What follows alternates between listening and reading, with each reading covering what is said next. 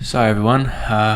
We're supposed to start 15 minutes ago, but I don't know where Robert went. I mean, he lives here. What up? What's up? Finally, what have you been doing? Yeah, traffic was crazy out there, but at least I'm here. You live here. We've been here for like the past 2 hours. Yeah, we're just coming down the stairs. Yeah. New MacBook slowing me down. It's a MacBook Air, should be light. There's a lot of technology though. Yeah, you're just getting used to slow me down. Yeah. And the Apple Watch, I'm trying to close my rings. You should be able to tell what time it is with the Apple Watch. Well, at least I'm here, Mike. Yeah. At least you're here. At least you're here. That's all that matters. That's all that matters. Can we get to the pod? Let's get to the pod. Let's get to the pod.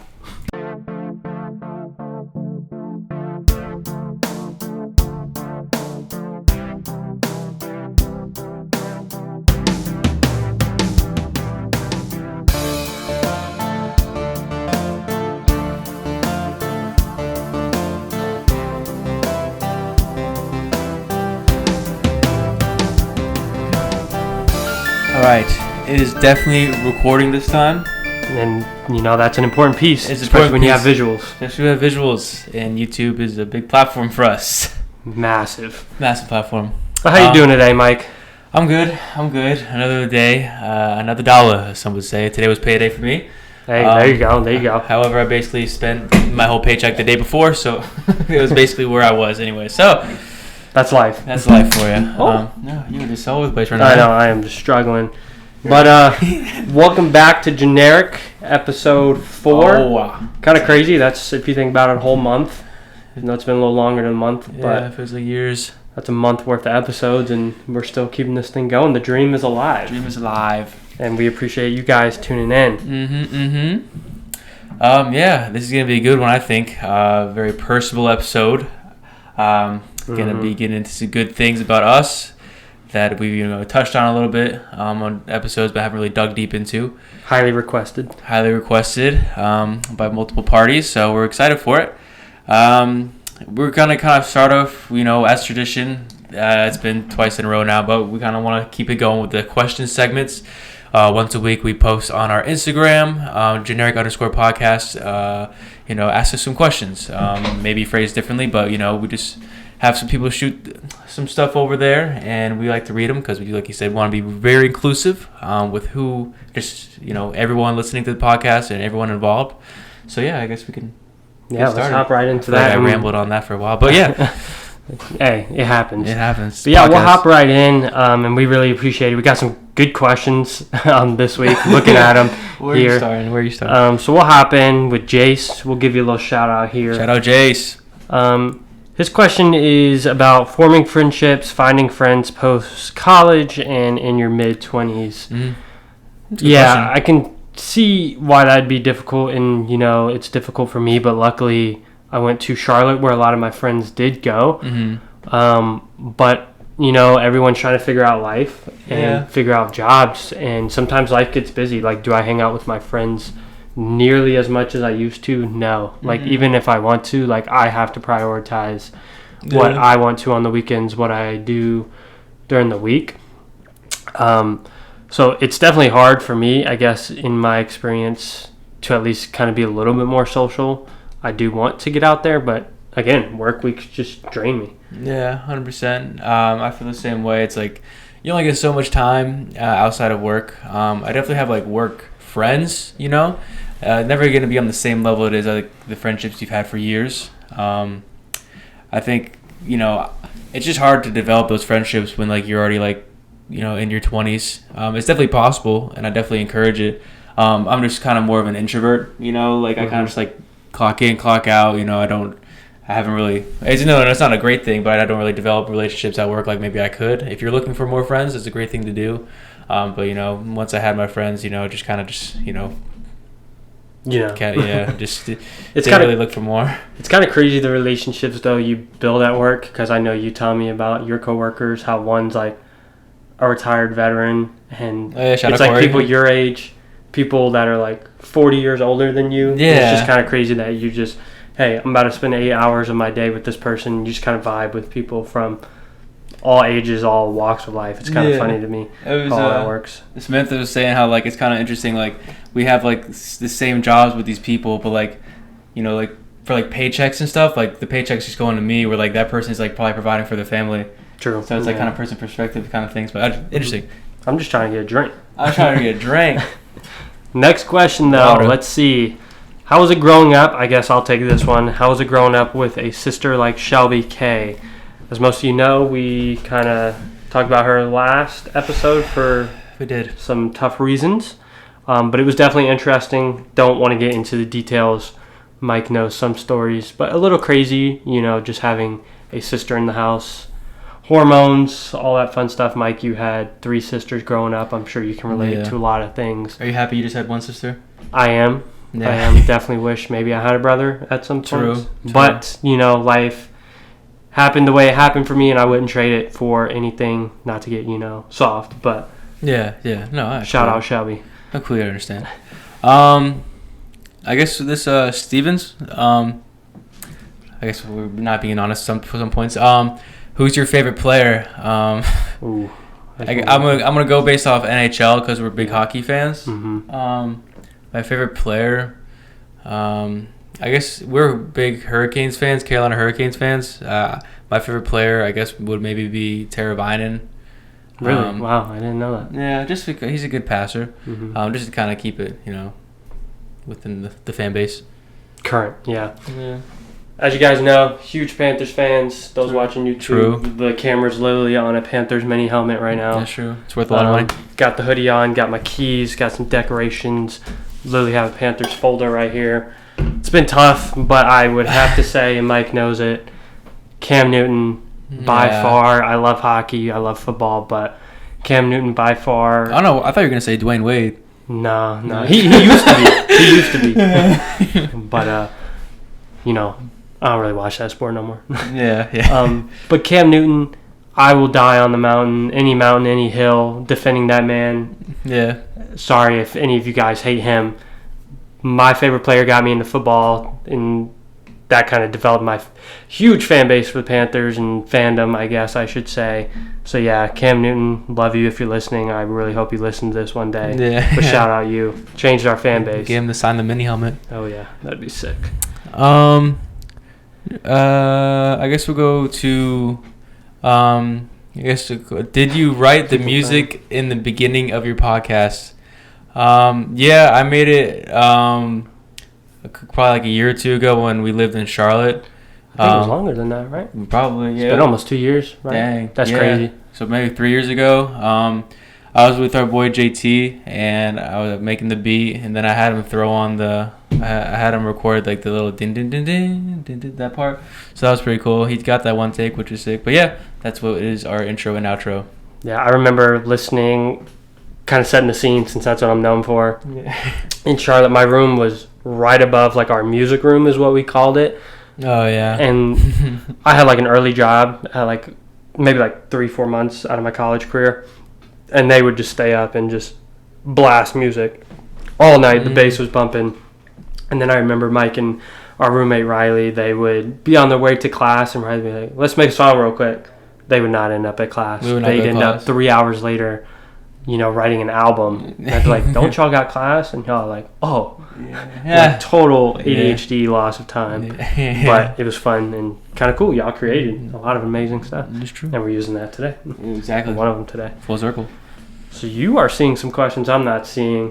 Oh, really? So if you want to ask another one, that's on there. But I got another slide. Let's see here. We keep it real here. No excuses. Yeah, no excuses. We vague planning.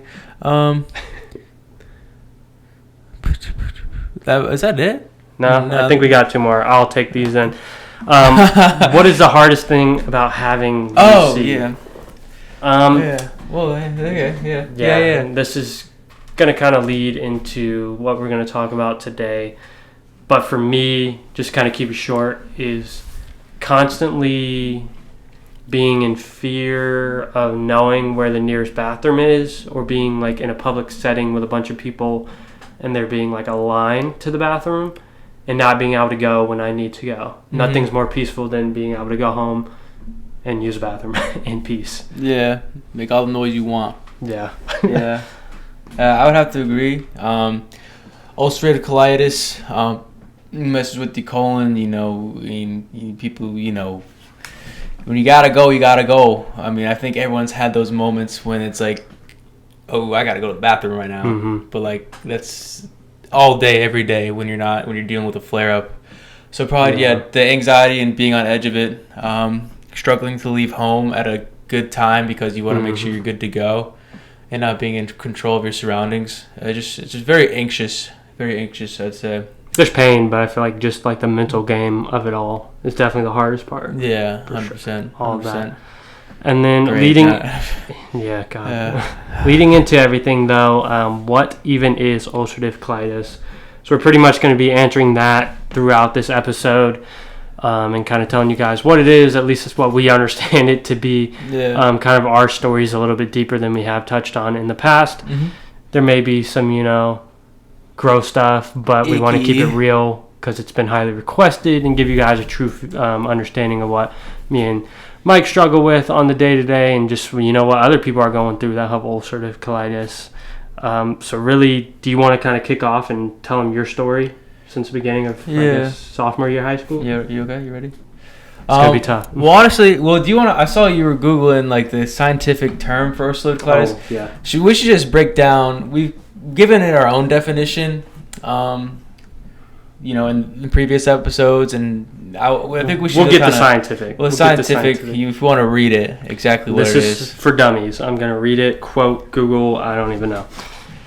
Ulcerative colitis is a disease in which the lining of the colon, the large intestine, becomes inflamed and develops sores, ulcers, leading to bleeding and diarrhea. So there you go. That is the Google definition of what we suffer from. It can affect the entire colon is what it's saying. We know that. Just kind of an insight. I think me and Mike have it in different locations. It does affect the whole colon, but mine, I would say, is in the lower part, and yours, I think, is in the upper. It's spread to lower. Yeah. Lower. God, I'm sorry. You can tell the mood's a little down, but it's something important to talk about. We'll make the stories fun because I don't want it to be like a sad, like boring conversation because we make jokes about it all the time. Exactly, it's the best way to handle it. And I don't want people listening to this to become sad and be like, oh wow, everyone's sad. Like no, it's just we joke about it because it's fun and makes you feel better. Laughter is the best medicine. Was just about to say that. So I guess in my circumstance, it was about 2015, 2016. I touched on it before, but junior in high school, I kind of had these like symptoms. I thought I just had the bad cases of the runs, as some would say, stomach bug.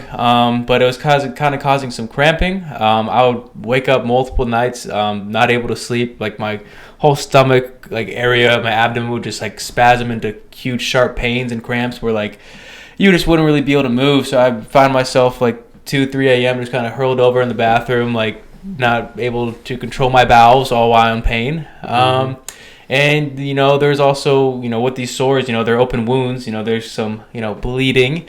That's like the nasty part of the episode. Sorry. There's some bleeding, and I just kind of thought like maybe like I just been going a lot, maybe just got cut or something. I don't know. I remember going to the doctor the first time with my mom and like telling them about that and be like, oh, that's not normal at all. If there's something wrong. And I was like, okay, so let's just kind of see what's going on. I got on like some basic medicines, like some probably antibiotics, like fight off an infection or something. And then I remember. Sorry to interrupt, were you scared? Because this is something that I kind of struggle with when I started seeing symptoms to like tell anybody, or since you were in pain, which I wasn't, did you kind of wait to tell someone, or did you tell someone immediately? Yeah, I mean, it's just like in that sense, you're an immature boy in high school, and like you're talking about like poop. Still immature.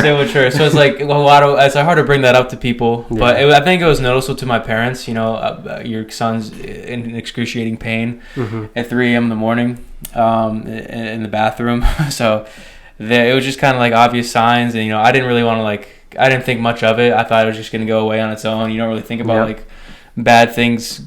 You don't really think about like diseases and stuff like that when you're just like a high school kid trying to live your life.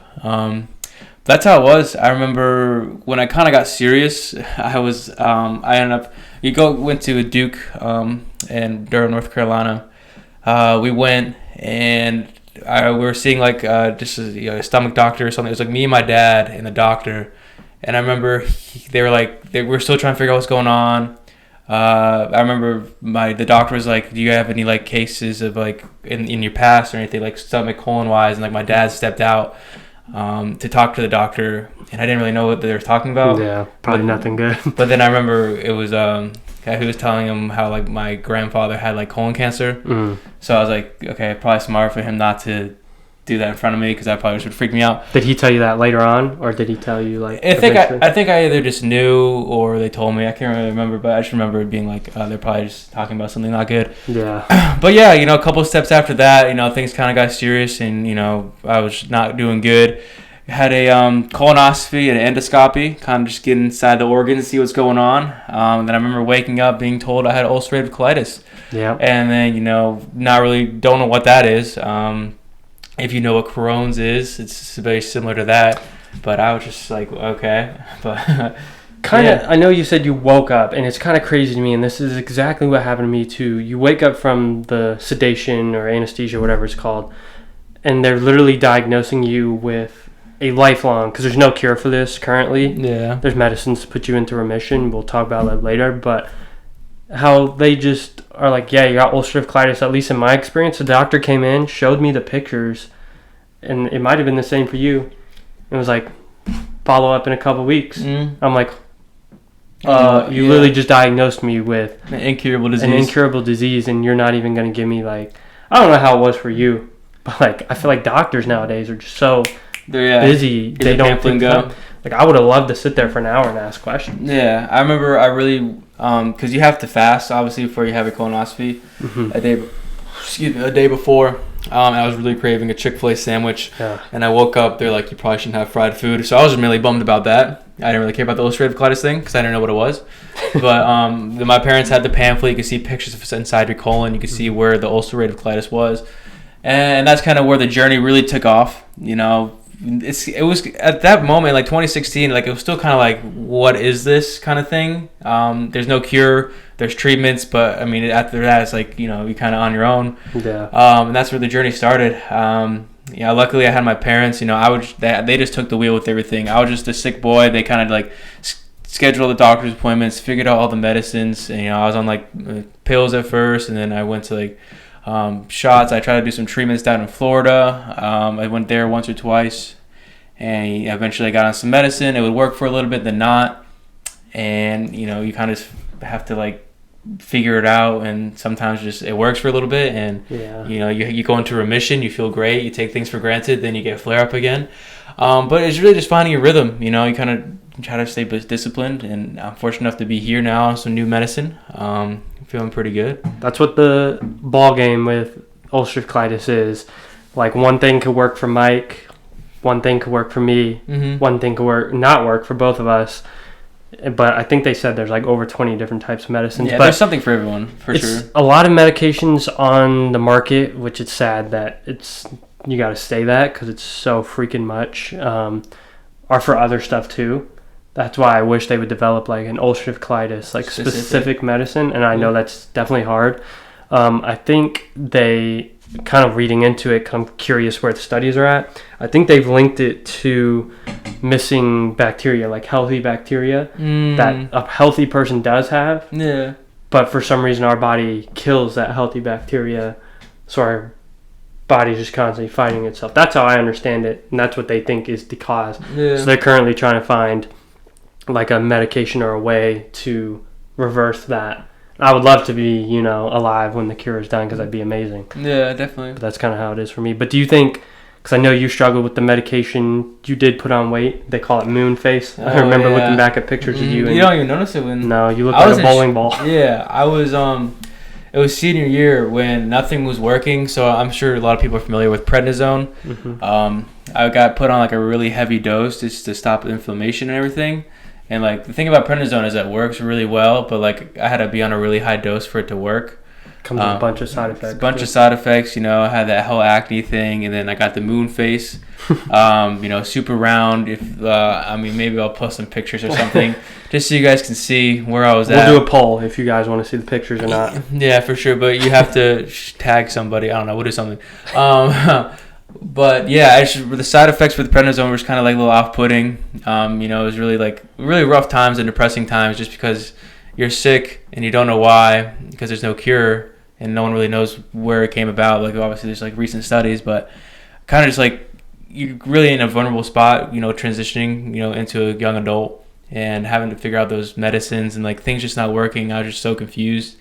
And like I remember like one time like I've never seen my dad cry. I remember that's tough to see parents cry. I've only seen it like happen like a handful of times, but I remember like one time like he was talking to me like in the kitchen or something. I think this might have been right before my diagnosis or something, but they were just because they're freaking out too, like they don't know what's going on. But I remember like just looking at him and like he kind of just like started like breaking down, like came to me, was like we're gonna figure it out. And that was kind of just like an emotional moment. Just I feel like his mind probably went to like the worst case, knowing the history that he told the doctor. Exactly. He's probably like, because he probably didn't even know what ulcerative colitis was. Yeah, exactly. Like probably like my grandfather probably had it, but like it just like didn't get treated, so it developed into that.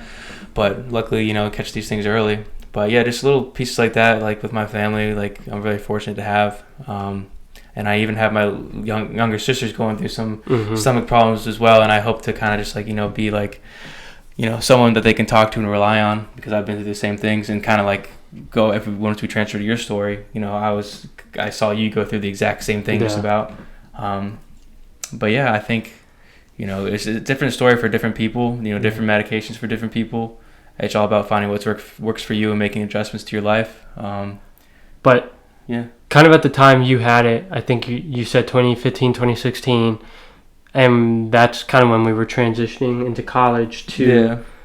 Do you think that affected you, say, freshman year, you're moving away from home? Like, yeah, you knew what the ulcerative colitis was?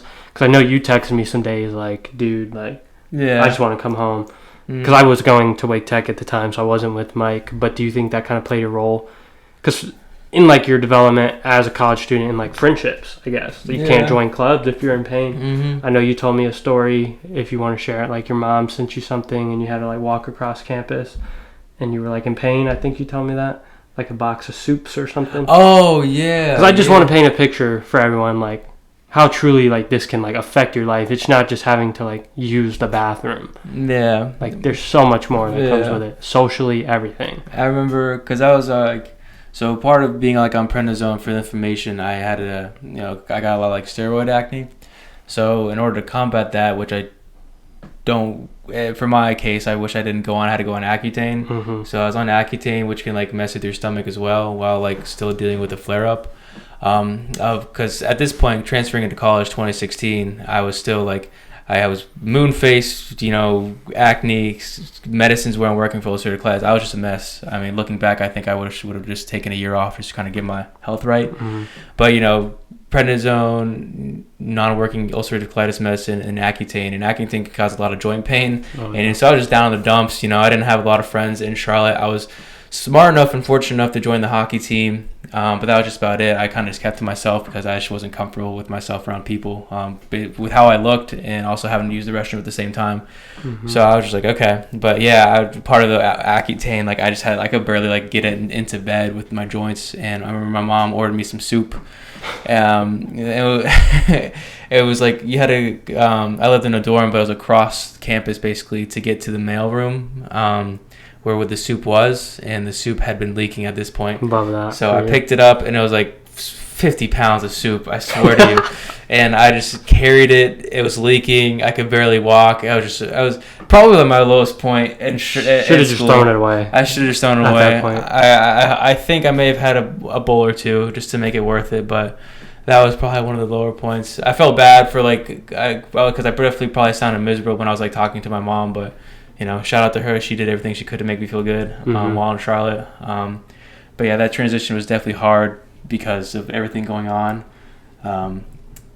It's just like a very socially awkward time, like especially if you're kind of like introverted, which I know you are. Yeah. But also like you do want to like have that social life. You're seeing people on Snapchat, going to parties, joining fraternities, joining clubs. So it's like, why can't I just be normal? Exactly. I guess. Like, I guess your story is a little different because like that's such a big transition period where like we were wrapping up college when my diagnosis came in, so I was kind of like, oh, I'm an adult already. I lived my life in college, but I can definitely see how that would be hard, just being cooped up in a dorm. And dorm life is I was just starting puberty at that point too. I just grew. I was like 5'3" out through high school, and I finally became 5'10". You know, I was like, okay, I actually like trying to get out there. I'm trying to be like an adult now. I can be, you know, hang out, make some new friends and stuff.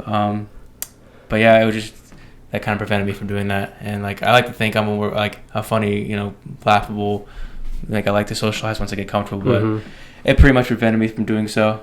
But it was a really growing. It was a growing moment. I think, you know, it made me learn a lot about myself, you know, and how important my health is and how important I need to take it. Yeah. I'm happy to be where I am now because after that, you know, things went up, and they still are up. I went on an infusion-based medicine. Tibio for like 4 or 5 years. It was working, and then I stopped working this past year, which is unfortunate, but we're on the way back up with some new meds. It's all about figuring out what works for you, and you know, it's like a game of chess. Exactly. There's a path for everyone. There's always a solution. It's just about figuring it out, and seeing people like Robert go through it. I'm glad I can be there for them and provide some insight and be somewhat relatable. And with that, do you wanna before I start crying? No, you wanna go to pause. Yours? Yeah, we'll hop into mine. I think you guys kind of got an understanding of the timeline at least. But mine was later college, or I think I was pretty much graduated at the time. Just 2020? Yeah, 2020, wrapping up college. I think this was, I want to say a little bit after COVID started, and we were all just kind of like waiting to hear anything from the government. Like, should we stay home? And we started vibing. And this is a funny story, and the root of it all, I do blame McDonald's for it. So, and I blame myself somewhat. Life was going perfectly fine. We were working out, running, and my sister invited us to the beach. We're in Charlotte, she's in Raleigh, so we were like, we'll just meet you down there, because I think it was only like 3 hours from Charlotte. And we get in the car, Mike's like, yo, have you ever had like a McGriddle? I think chicken McGriddle from McGriddle. And I was like, you know, I haven't. And they like, don't make them anymore. They don't. So you gotta wonder. You have to wonder. Lawsuit coming. But we stopped, and I was like, let me get chicken McGriddle, please. 20 minutes down the road, I'm like, you're going to have to pull over. Like, yeah, I've never seen you in that much panic before. No, because, like, I had to go, and, like, usually I can hold it, but this time I just could not. And, like, we pulled into, like, a side street, and there was a guy on his porch, I think. And I was like, well, I can't poop in this dude's yard. Yeah. So we drive down. You pick, like, probably not out of like on purpose, but you pick like the most dense part of the woods. I'm like, that'll do. That gives me cover. So I just go sprinting out of the car. Cars are flying by. I don't even have toilet paper. But Mike, being the clutch man he is, with you got to be prepared. Yeah. Had a like 24 pack of I did Charmin Ultrasoft quadruple fly in his car. I was like, I'll come get it later. Like, I just gotta go. So I go sprinting in. Do what I need to do. Biggest relief I've ever felt. Yeah. But when I did go, I noticed some like blood. I know that's nasty, but I was like, oh, did you really? Yeah. But I was like, oh, that's definitely like not normal. But my assumption was I just had to go really bad, so I probably just like tore something. You just thought you like tore something like that, something like you did. So I was like, okay, like whatever. I'm not gonna throw a fit about it. Yeah. I think I went to the bathroom too. I think I was like, you're like, I might as well try. Yeah. And then we just talked for a little bit on the side of the highway. So obviously it was on my mind at the beach, you know, chilling, but I was like, whatever, like it's definitely normal. Yeah. Something's going on. How did you feel like right after that? Like the relief, did you like, after you like went to the bathroom, I guess, were you like, okay now? Or did it kind of like linger, like that feeling of like urgency in a little bit?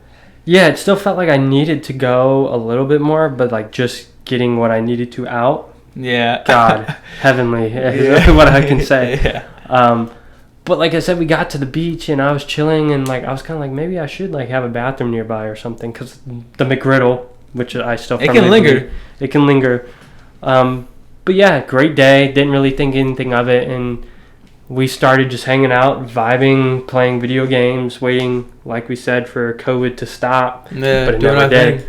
And the blood just continued, and I was like, okay, like something's going on. I started like getting pressure in my lower like abdomen. Yeah. And I was like, okay, like something's going wrong. But that's why I asked you earlier, like, were you uncomfortable telling someone? So I was just like, being a college dude, I was like, whatever, like, it's going to heal. Yeah. Started Googling stuff, and they all pretty much said, like, cancer immediately. Yeah, they love to jump to that conclusion. So I was like, great, I'm dying. I just graduated college.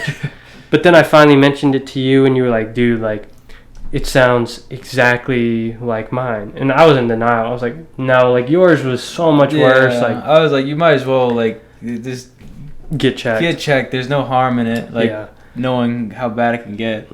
I think what kind of scared me in going is seeing like some of the diagnoses it could be. Yeah, you don't know until you go hearing it from a professional. Yeah. So I mentioned it to my doctor. He was like, let's go to a specialist. I won't even have to see you, like someone who can actually like observe you. Yeah. The test they did was kind of interesting. We'll leave that at that. Yep. Was not pleasant. But they were like, yeah, like we noticed some inflammation. You're going to need a colonoscopy, kind of like Mike. So I was like, okay, like whatever. So copycat. Did all the prep. As you guys know, you drink some laxatives the night before and just clear yourself out. Like there's not an ounce of anything inside of you. It kind of feels good skinny. after though. You know what I mean? You feel cleansed. Like cleansed. Don't do that. Don't do that as like a recommend. Like no. You need a prescription. Was the doctor like when you were telling me? Because like I knew you were like obviously coming to me with like concerns. Like did you tell your family or anything, or is it just like you just like kind of like I need to just go straight to the doctor? I mentioned it to my mom, but like we both really thought it was just like hemorrhoids or something. Yeah, you don't think anything serious. We were like whatever. Yeah, like why, you know? Yeah, but then when the doctor noticed something, I was like, well, can it be cancer? He was like, I doubt it, but like we want you to get checked. Yeah, why not? Colonoscopy, same as you. Doctor came in. You have ulcerative colitis. Yeah, I was you're like, half awake, you know. Yeah, I was eating like, all day. What does that mean? And he like I knew what it meant, but I was like, so that means like I have this.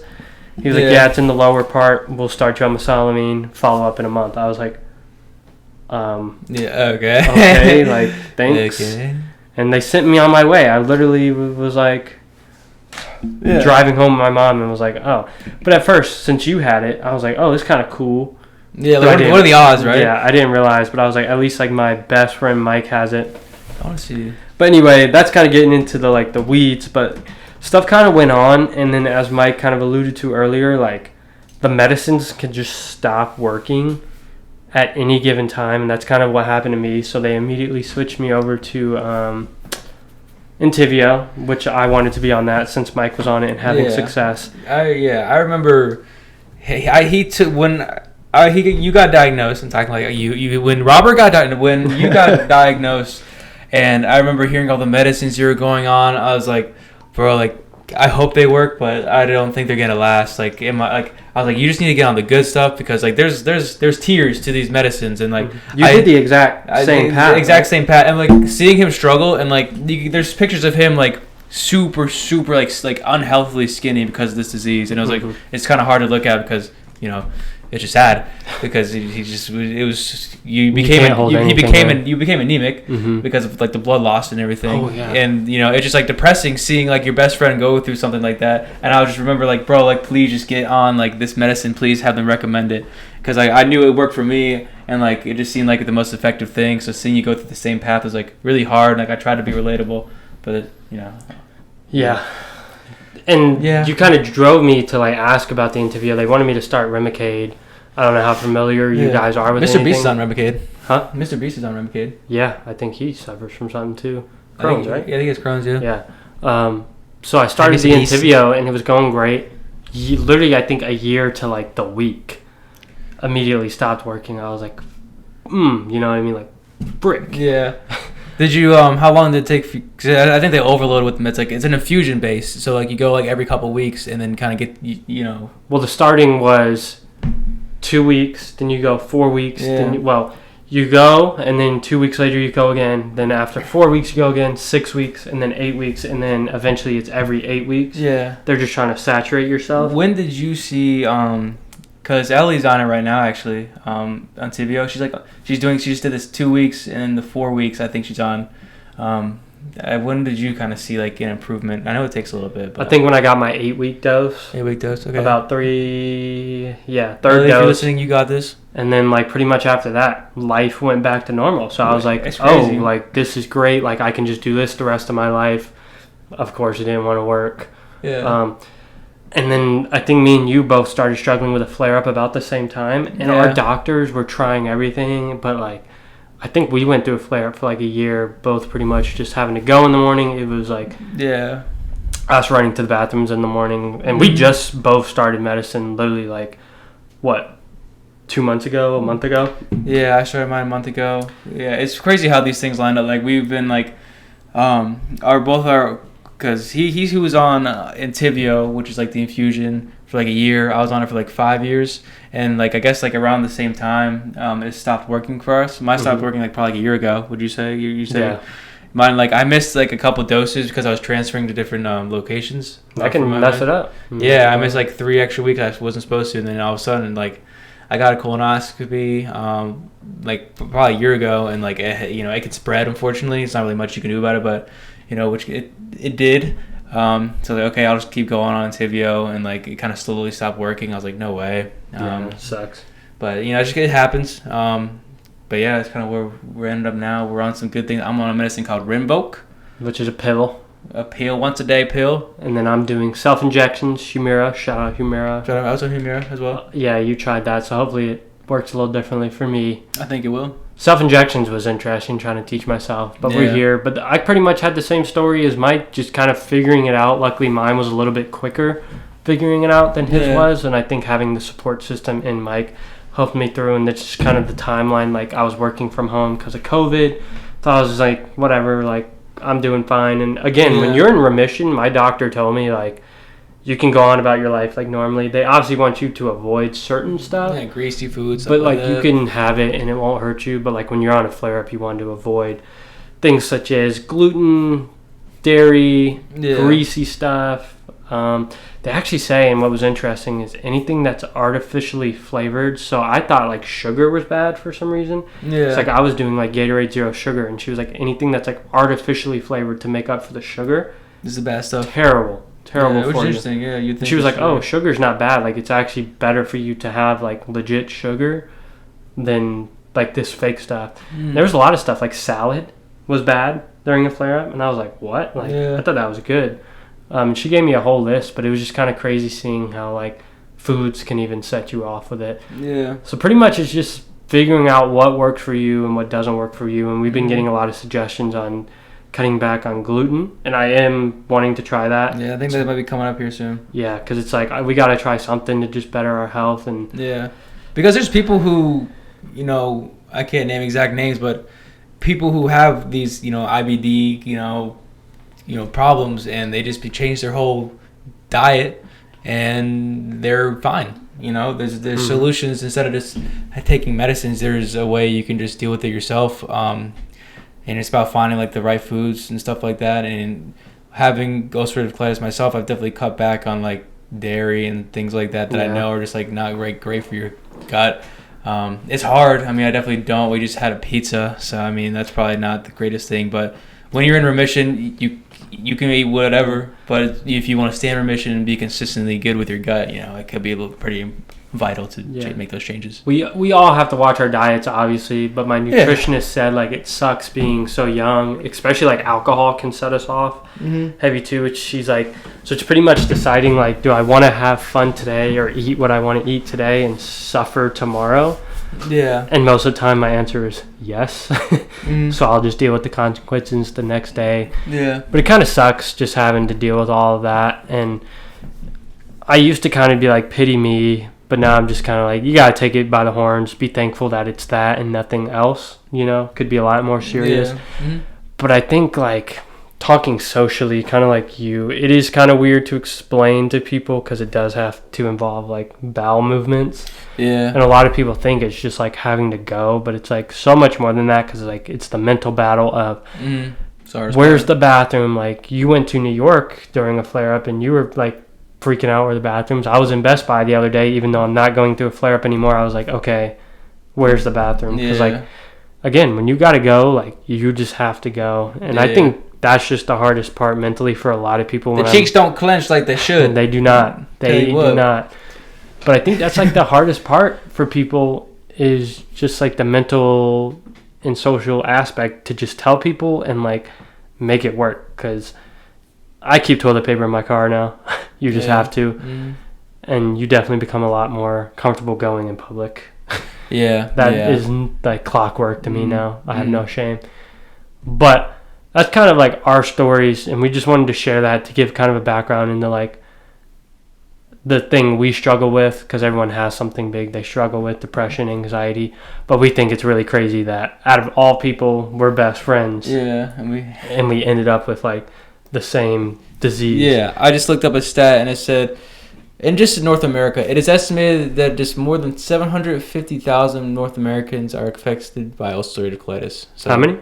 750,000. So, I mean, yeah, 40 to 240 and 100,000 people. So yeah, we're in that range of 100,000 people. We just happened to grow up and be best friends. Yeah, like it's kind of crazy. But again, I'm thankful for that. At least it's gonna happen because like someone I can talk to. Yeah, and for my little sisters who are going through some stuff, like we can be there, someone to lean on, you know. Yeah, and it could be it may seem uncomfortable in the moment, but you know, everyone uses a restroom whether you like it or not, and you should not be ashamed. Not be ashamed. I highly recommend investing in good toilet paper, though. That's probably like one of the. Don't go cheap. Don't go cheap. Don't. And we're gonna. Don't. Yeah, we've all struggled there. You about to cry? PTSD. Sorry. Yeah, so that's ulcerative colitis for you in a nutshell. No cure, but you're gonna hear about it more and more on this podcast. Like, probably not this like long, but we're gonna relate to people when they come on. We just want to be a little personal, you know. You know, we all have tough things. It's good to talk about it, and that's kind of what we wanted to do with the podcast. Exactly. So you know, we'll have guests on, you know, that talk about their things, but we just kind of want to take an episode to talk about ours, and maybe people can relate, and maybe people find, you know, relatability, even though I just said relate. So, anyways, whatever. Yeah, cool. On to lighter stuff, I guess, kind of. Yeah, some positive stuff. So earlier on our podcast, or not on our, but wow, we're here on the podcast. Generic_podcast on Instagram. Yeah, we asked, does anybody have any advice for people going through health issues? Because again, the support system is super crucial, and then just, you know, having stuff that you can do. So we're going to go through some of the responses, the listeners. We can read off what you guys told us, and then we'll respond to it, kind of like the questions. So to start, our boy Riley, roommate, shout out, or old roommate, miss you. Miss you, brah. He says, you aren't your disease, you aren't your thoughts, you are in a simulation. There's times where I see some glitches and I'm like, dude, we are in a simulation. But that's a good point. Like, there's been times, and I'm sure you relate, you're like, God, like my life is controlled by this disease. And I don't want to go out. Like, I'm constantly worried. Like, why would I go out to downtown Raleigh when I'm going to have to constantly be like panicking over where a bathroom is with drunk people everywhere. Exactly. Yeah. It is definitely frustrating. But you know, you aren't your disease because you just aren't, you know, you have to deal with it, but there's solutions to it. And, you know, it's just all about finding out what works for you and becoming the person you want to be. Correct. Love that. Next, and we touched on it, advice, gluten-free diet. I definitely there's some. Should we do a week or should we do 2 weeks challenge gluten free? I think we should do 2 weeks. 2 weeks or a week? A day?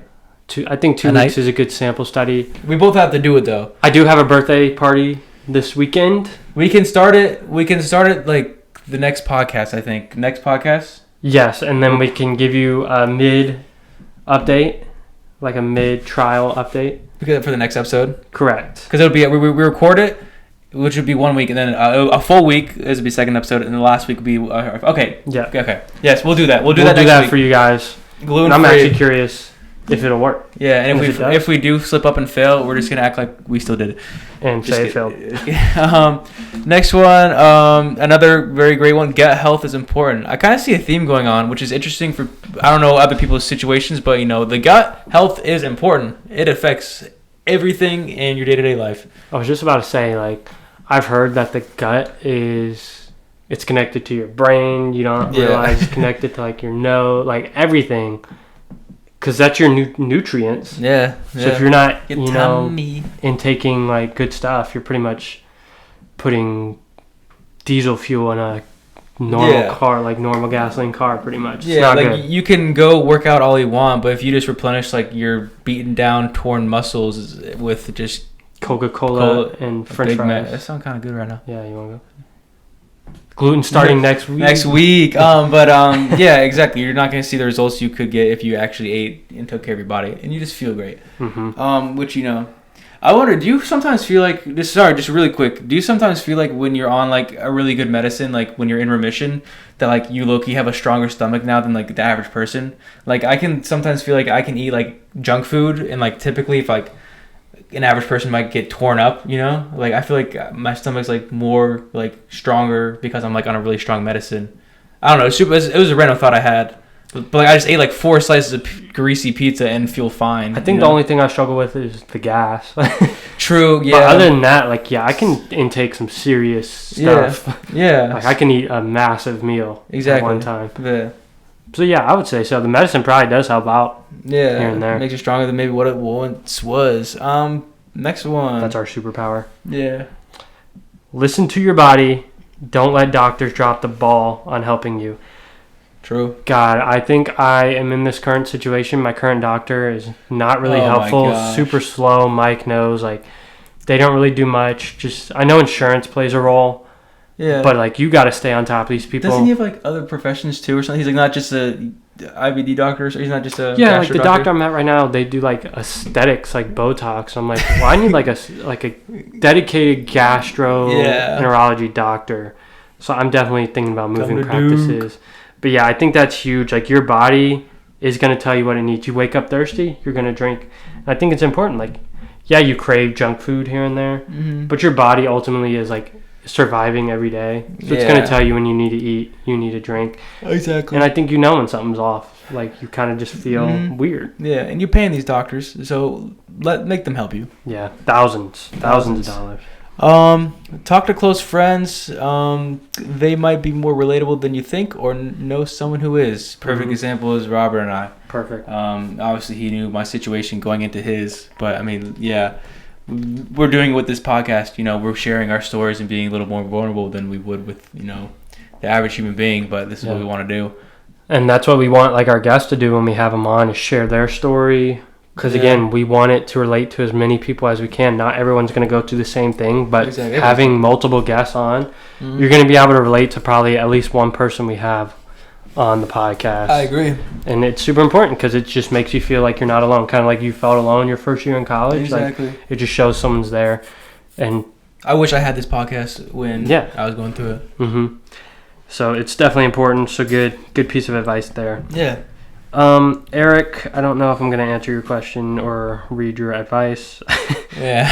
But we appreciate the answer. Love you. Eric. And then Steven, this is probably the best piece of advice I've ever gotten in my life. Just get better. Oh, whoa. I don't... Like... Wait a minute. I never thought about just... Wait. Did you feel better? I think I'm... Ow. There you go. Cured. Steven! Thank you so much. Steven has found the cure. They found the cure. Just get better. Love that. It's that mental strength. All it is. Better. All it is. Better. Sorry. It's worth a shot. Yeah. Oh no. These are getting crazy. Yeah. Let's see. Look up all the foods banned in Europe that we eat here every day. What is it? Lesson sign 3 is a heart. Watch Heal documentary. Yeah. So before you talk, the Heal documentary is a documentary my girlfriend Bree told me to watch. For about halfway through. It kind of shows, kind of like you're talking about, these people aren't necessarily on medications. They're using holistic like stuff, like switching to, I think, like green diets and all this. I can't really speak on it too much because, like I said, I haven't really watched it too in depth. But like the one story I know from the documentary, and these are all 100% real, this dude broke his spine and he started meditating and just pictured his spine being fixed by like little things or something, and he can walk again. So I think there is some insane. Like truth to like holistic like medicine in the earth, because nature is nature and you're connected. It's Mother Nature. So that's definitely important. But on the Europe thing. I think we both have seen that, right? Your mother. On Twitter. Like all the banned foods. Yeah. You told me about it, and I looked it up, and I don't know. This might be a little heartbreaking for some people, but Mountain Dew, it's banned in Europe. I need to take a minute. But yeah, it's definitely interesting to see. You know, stuff you don't really think, stuff you kind of like. You know, maybe not be the best, but it's like I'm still gonna eat it. Yeah. But you don't really think about why it's bad, and looking at these articles and stuff like that, and seeing why it's banned in little countries, you're like, oh. But there's people who say they go on vacation for like a month. They come back and lose weight, and they're like, I didn't change my diet at all. Yeah. So it's like, what are they putting in our food? Yeah.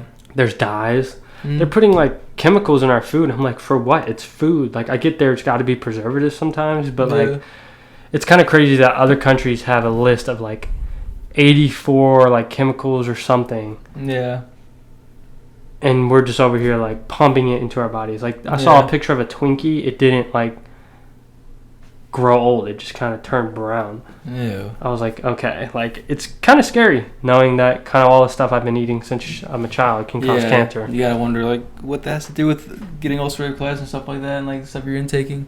Oh yeah, very good one.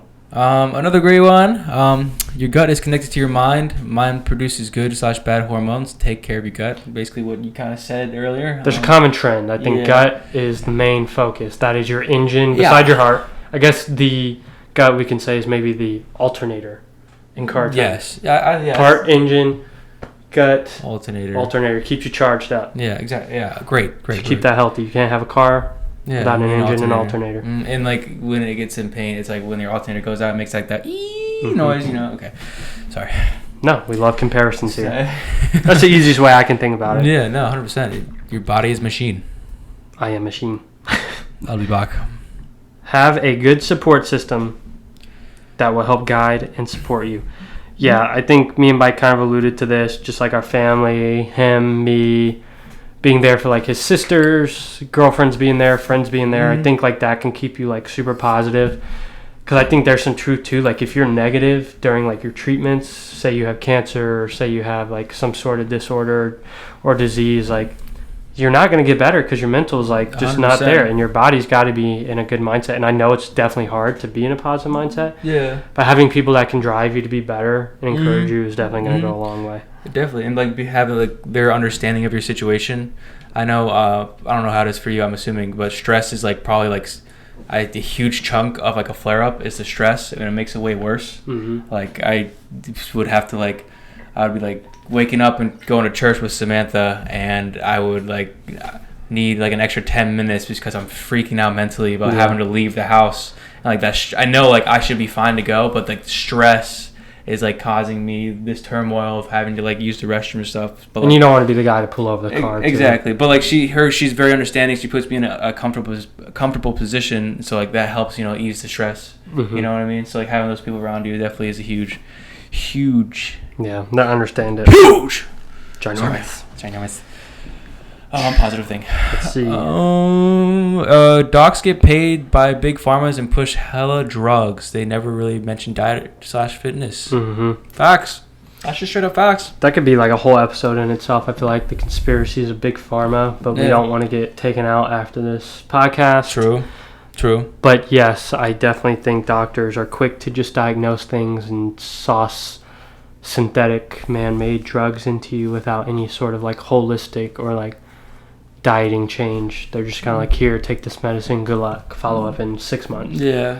And I guess it can go back and forth. Like there's like data and stuff to like show what works and not, but like have they really been like doing a lot of studies on these holistic lifestyles? Probably not.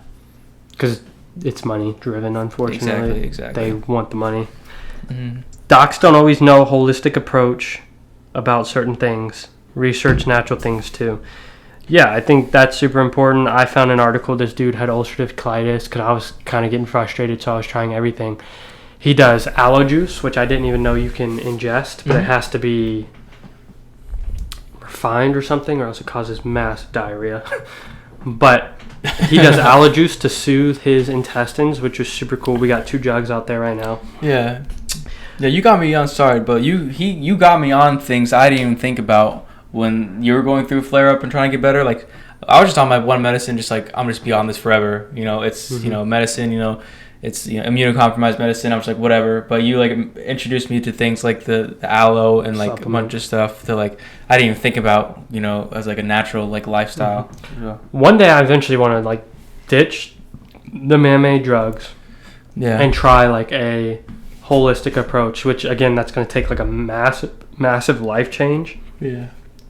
But with these medicines we're on, they fix one problem, but they cause like 10 others can cause 10 others down the line, and it's kind of scary. Depends what you're willing to put up with. Yeah, risk. This is the last question? Yeah. Having something to do to bring some happiness and normalcy to your life. Mm-hmm. I agree. I think that takes away, from the stress, kind of like distracting yourself. Podcast, 100%. I love doing this. Yeah, it causes stress in a certain way. Yes, but a good having way. to get it done. But I 100% agree. Having something to do to bring some happiness into your life goes a long way. Happiness is the best medicine.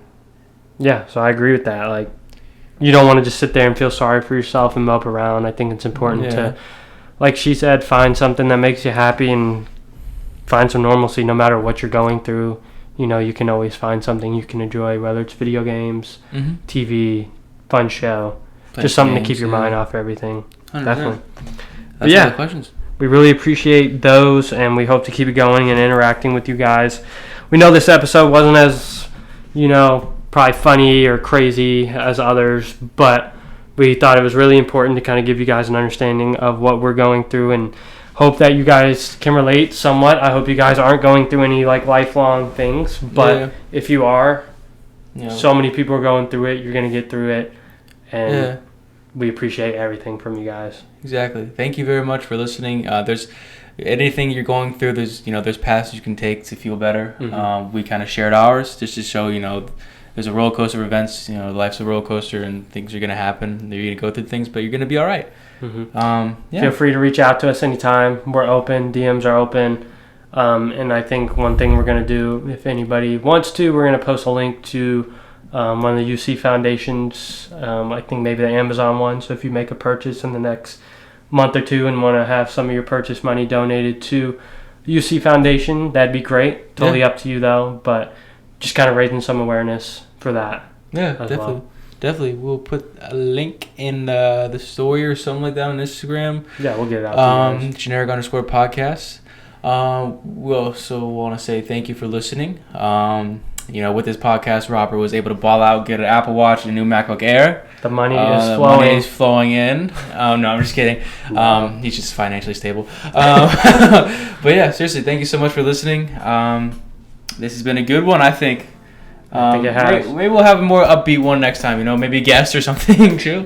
We will. All right. We will. All right. Well, the one thing we're not great at is closing out. So you probably already tuned out. But comment. Bye. What should they comment? What should they comment? If they came this far. Love. Comment love on our Instagram. Bye. Bye.